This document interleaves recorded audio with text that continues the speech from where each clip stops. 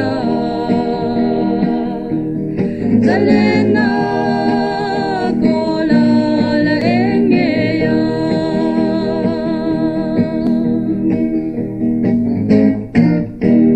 Midin min sia thiam pui lo ma se Kalalpan min sia pui avangi Katana lumai na zong bangin Zalena kola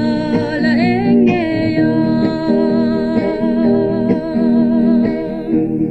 Tuna japin rumri maila Tan tungil na iswa kanay bangin Minne sa kyanin karing siya Zalena kola la engeya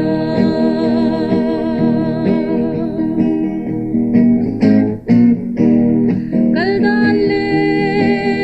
bendan katiam silo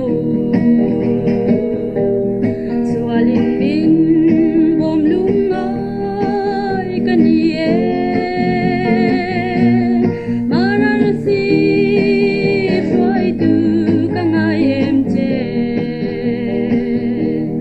Min suay le ro min suay le ro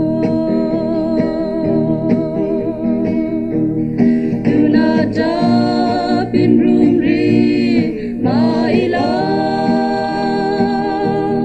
Tan tungil na iswa kanay bangin Minne sa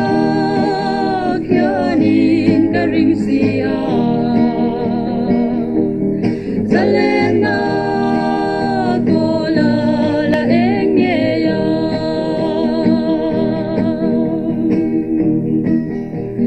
Tuna japin rumri maila Tan tungil na iswa kanay bangin Minne sa